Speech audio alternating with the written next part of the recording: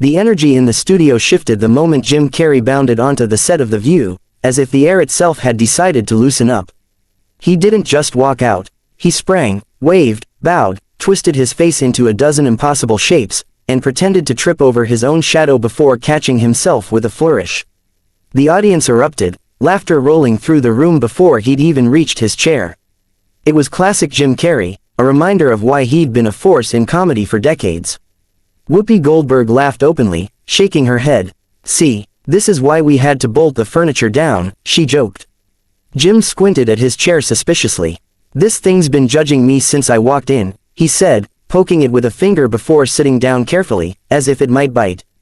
The laughter grew louder. Joy Behar smiled too, though it was thinner than Whoopi's, her eyes more observant than amused. For the opening minutes, everything flowed effortlessly. Jim riffed on getting older, on how his body now made noises he didn't remember authorizing.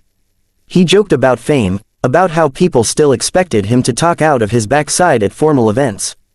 The audience loved it. The hosts relaxed into the rhythm, tossing him setups he knocked out of the park with ease. But as the conversation deepened, Jim began to slow his cadence. The jokes didn't disappear, they softened, made room for something more reflective. He spoke about creativity as a lifeline, about comedy as a way of processing pain and confusion. His hands moved less theatrically now, his expressions more grounded. "I think humor is how we survive reality," he said. "Sometimes it's the only way to tell the truth without people shutting down." Sonny Hostin nodded thoughtfully. Anna Navarro leaned in, clearly engaged. Whoopi listened with the attention of someone who'd walked similar roads. Joy shifted in her seat. "But here's the thing," Joy said, leaning forward slightly. "Not everyone wants a message. Some people just want to laugh and get on with their day." Jim smiled at first, a gentle curve of the mouth. "I get that," he said. "But laughter and meaning aren't enemies. They're partners." Joy shrugged. "Or one's just hiding behind the other." The audience murmured softly. Jim tilted his head, studying her, still calm. "You think meaning hides behind laughter?" "I think sometimes comedians dress opinions up as profundity," Joy replied. "Call it art, call it truth, same thing." The temperature dipped a few degrees. Jim's smile thinned, though it didn't vanish. "I don't think caring deeply is dressing anything up," he said. "I think it's risky, vulnerable." Joy waved a hand dismissively. "Or self-indulgent." A ripple of reaction moved through the crowd, some surprised, some intrigued. Whoopi shifted, sensing the edge creeping in. Jim leaned forward, elbows resting lightly on the table, his voice lower now, more deliberate. "I spent a long time hiding behind jokes," he said. "When I stopped, it wasn't indulgence. It was honesty." Joy raised an eyebrow. "You celebrities love to talk about honesty like it's some brave act. Most people don't have the luxury." Jim nodded slowly. "Most people don't have the microphone either," he said. "That's why I think using it responsibly matters." Joy let out a short laugh. "So now you're a moral authority?" The audience gasped softly. Jim's jaw tightened almost imperceptibly. He sat back, folding his hands together, grounding himself. "No," he said, "I'm a human being who feels things." Joy crossed her arms. "Feelings aren't facts. Neither is cynicism," Jim replied. The line landed harder than anyone expected. The laughter that followed was nervous, scattered. Whoopi glanced between them, weighing whether to step in. Joy's smile faded. "You take yourself very seriously." Jim met her gaze. "Because I take people seriously." Joy scoffed. "That's a bit rich coming from someone who built a career pulling faces." The studio went quiet. Jim didn't respond immediately. He looked out toward the audience for a moment, then back to Joy. When he spoke again, the humor was gone, not replaced by anger, but by something steadier and more exposed. "I pulled faces so people wouldn't feel alone," he said. "So they could laugh instead of crying. That doesn't stop mattering just because it made money." Joy leaned forward now, her voice sharp. "You're framing yourself as some kind of martyr." Jim shook his head. "I'm framing myself as someone who evolved." The audience reacted again, this time with louder applause from one side, uneasy silence from the other. The divide was palpable. Joy exhaled, shaking her head. "You act like disagreement is cruelty." Jim's eyes hardened just slightly. "And you act like detachment is intelligence." The gasp was immediate and loud. Even the band froze. Whoopi straightened in her chair, lips parting as if to intervene. Joy stared at Jim, unamused, unmoved.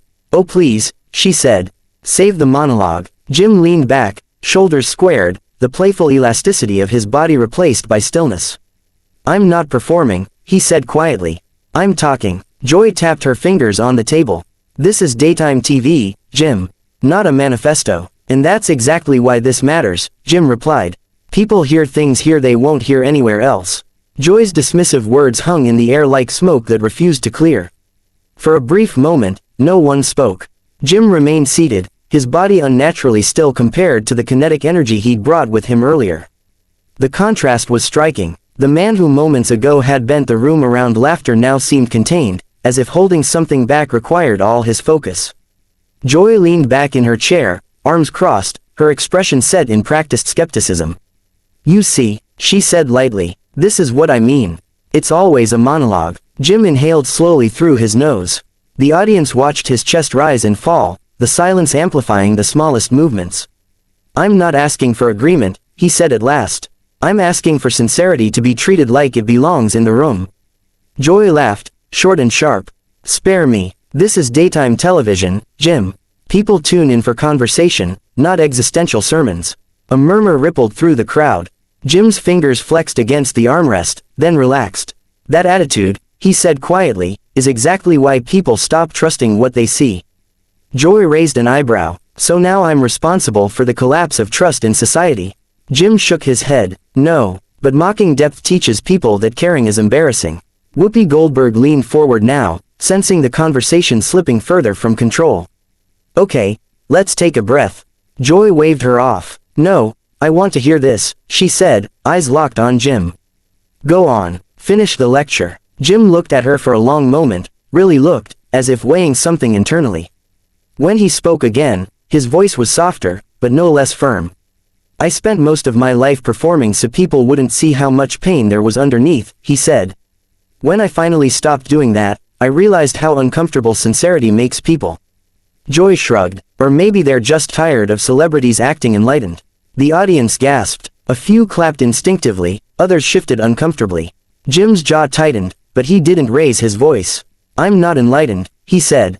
"I'm exhausted by cynicism being mistaken for wisdom." Joy scoffed. "Oh please." That was it. Jim stood. The scrape of his chair against the floor cut through the studio with a sharpness that made people flinch. Gasps echoed immediately. Cameras adjusted on instinct, widening the frame, catching Jim's full height as he straightened. The man who had entered like a cartoon now stood utterly grounded, shoulders squared, eyes clear. "I didn't come here to fight," Jim said. "But I won't sit here while sincerity gets treated like a punchline." Whoopi rose halfway out of her seat. "Jim, hang on." Joy laughed again, louder this time. "Wow, storming off now. That's dramatic, even for you." Jim turned to her slowly. "Mocking people for caring is easy," he said. "Standing for something isn't." The audience erupted, applause bursting out in waves, mixed with stunned silence from others who hadn't yet processed what they were seeing. Jim reached up and unclipped his microphone, the small snap echoing louder than expected. He placed it carefully on the table, right in front of him, as if setting something down he'd been carrying too long. "I've made a career out of exaggeration," he continued. "But I won't exaggerate my values just to make this comfortable." Joy stared straight ahead now, her expression unreadable. Whoopi rubbed her temples, exhaling slowly, already aware of the chaos that would follow. Jim turned slightly toward the audience. "If we teach people that caring is naive," he said, "then we shouldn't be surprised when no one does." The applause swelled again, louder, more emotional. Some audience members stood, others covered their mouths. This wasn't scripted, it wasn't playful, it was raw. Jim gave a small nod, not a bow, not a flourish, just acknowledgement. Then he turned and walked off the set. His footsteps echoed against the polished floor, each one deliberate. The cameras followed him for a few seconds before cutting back to the table. The empty chair he left behind felt enormous, heavier than any prop or person. Joy sat rigidly, lips pressed together. Whoopi stared at the space where Jim had been, shaking her head slowly. "Well," Whoopi said finally, turning toward the camera with a measured calm that barely held. "We're going to take a break." The screen faded to commercial, but the studio did anything but settle. Crew members rushed in, producers speaking urgently into headsets, audience members buzzing with overlapping reactions.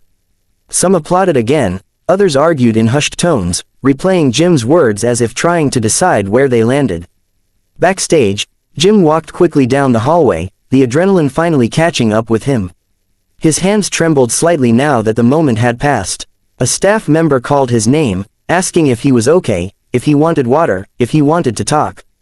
Jim paused, turning with a tired smile.